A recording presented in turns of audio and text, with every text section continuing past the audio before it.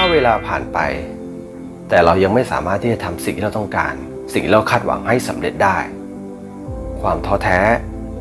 ความอ่อนไหวมันก็จะเข้ามาแทนที่บางคนกำลังมองหาสิ่งที่ดีที่สุดในชีวิตกำลังมองหาสิ่งที่มาเติมเต็มให้ชีวิตมีความสุขบางคนกำลังมองหาสิ่งที่เรียกว่าความฝันผมเชื่อเหลือเกินครับว่ามีคนจำนวนไม่น้อยที่ยังทำสิ่งนั้นไม่สำเร็จทุกคนจะต้องสู้เพื่อได้มันมาผมอยากจะบอกทุกคนว่าใครก็ตามที่กำลังทำคลิปหรืออยากหาเพลงไม่มีลิขสิทธิ์มาประกอบคลิป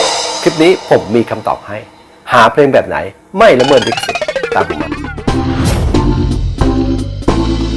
2 1 สวัสดีครับ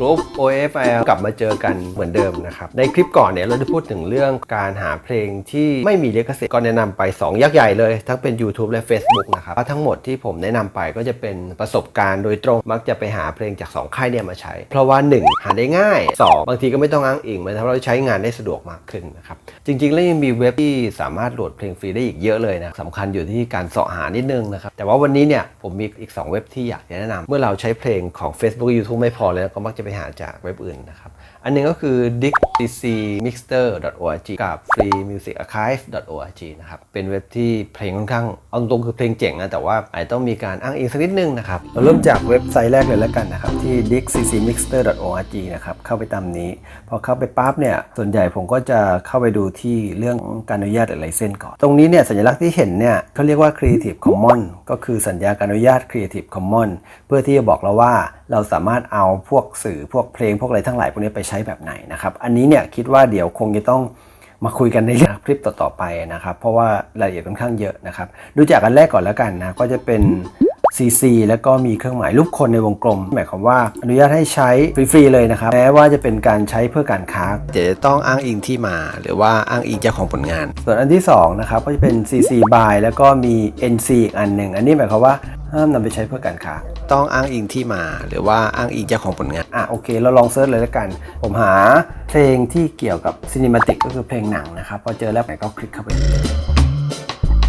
ลองเพลงดูก่อนก็ได้นะครับเพลงไหนก็คลิกเข้าไปได้เลยนะครับเสร็จแล้วก็ดูตรงนี้แล้วกันนะครับตรงนี้คือ CC BY หมายความว่าเอาไปใช้ได้เลยคุณจะไปทำอะไรก็แล้วแต่จะเพื่อการค้าหรือจะไม่การค้าก็แล้วแต่ขอให้อ้างอิงนะครับคือ CC BYทีนี้ก็จะมาดูตรงที่เป็นรูปก้อนเมฆนี้นะครับตรงนี้ก็จะเป็นปุ่มให้ดาวน์โหลดเราคลิกดาวน์โหลดได้เลยเราจะได้ไฟล์เพลงมาเอาไปตัดต่อได้ทีนี้คลิกเข้าไปอีกทีนึงครับตรงปุ่มนี้นะครับเพื่อไปดูว่ามันจะมีข้อความที่จะเอาใช้ในการอ้างอิงกด copy to clipboard ตรงนี้นะครับตรงนี้คือเพลงไปใช้สำหรับ YouTube ได้แล้ว copy ข้อความตรงนี้คัดลอกเลยครับแล้วเปิด Notepad แล้วเอาไปแปะไว้อันนี้เราจะเอาข้อความนี้ไปใช้ในการอ้างอิงนะครับเราแปะไว้ก่อนฝากไว้ก่อนนะครับ Copy อะไรบ้างก็จะมีชื่อเพลงผู้ทำอยู่ภายใต้สัญญาอนุญาต Creative Commons ได้มาจากที่ไหนอันนี้คงต้องดูในรายละเอียดแล้วก็อ่านรายละเอียดสักนิดนึงนะครับว่าเขาระบุไว้ทำอะไรบ้างนะครับทีนี้เราก็เอา Copy ข้อความตะเกียนะครับไปใส่ในวิดีโอ Description ในช่อง YouTube ของเราหรือถ้าเป็น Facebook ก็ใส่ตรงโพสต์ Facebook ของเรานะครับ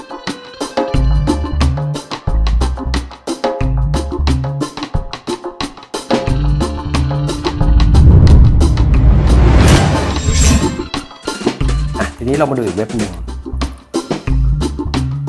freemusicarchive.org อันนี้ก็เช่นเดียวกันครับเวลาเข้ามาส่วนใหญ่ผมให้ดูพวก Creative Commons หรือว่าพวกไลเซนส์ก่อนนะครับว่าเขาให้เราทำอะไรยังไงนะครับมีการอ้างแบบไหนก็จะมีสัญลักษณ์บอกอย่างที่บอกนะครับเดี๋ยวคงต้องมาคุยกันในคลิปต่อๆไปนะครับเรื่อง Creative Commons โดยเฉพาะเลยเขาก็จะบอกว่าเวลาอ้างอิงก็ต้องเอาข้อความที่เกี่ยวข้องกับผู้ผลิตที่มาไปใส่ไว้ในโพสต์ของเราหรือใน YouTube หรือ End Credit อ่านดูเพิ่มเติมนะครับเพราะว่าเรื่องนี้เป็นเรื่องสำคัญสำหรับคนที่โหลดเพลงฟรีมาทำคลิปนะครับมันจะมีการระบุว่าสามารถเอาไปใช้อะไรได้ยังไงบ้างแล้วก็มีการอ้างอิงอย่างไรบ้าง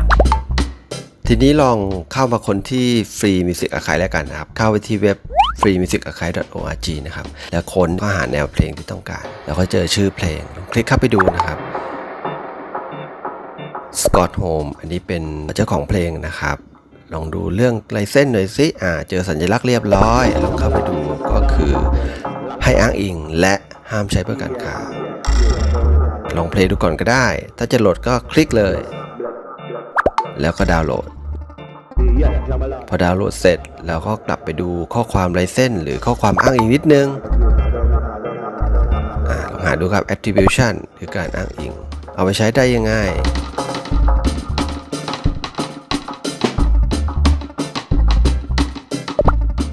ตรงนี้คือบริเวณอ้างอิงนะครับเหมือนเดิมครับเปิด Notepad ขึ้นมาแล้ว Copy ข้อความที่สำคัญที่จำเป็นนะครับเขาบอกว่าให้อ้างอิงอย่างเหมาะสมหมายความว่าไงก็จะมีพวกชื่อผู้ผลิตที่มาแล้วก็อยู่ภายใต้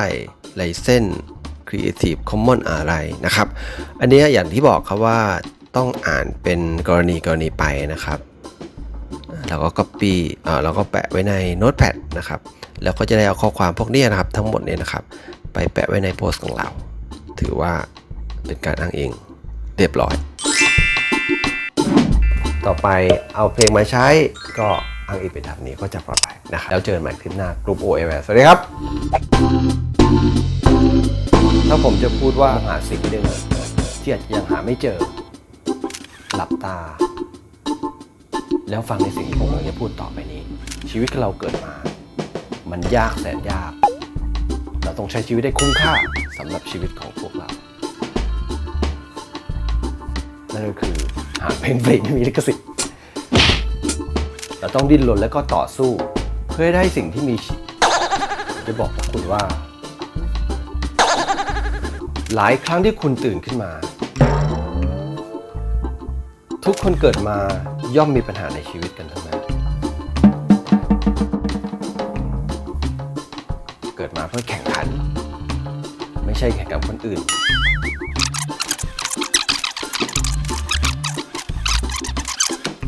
Action ชีวิตของคนละคลิปนี้มีคำตอบแน่นอนครับเดี๋ยวมาเจอกัน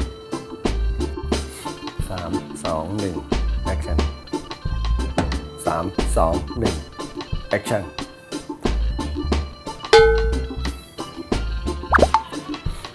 ลืมเอาใหม่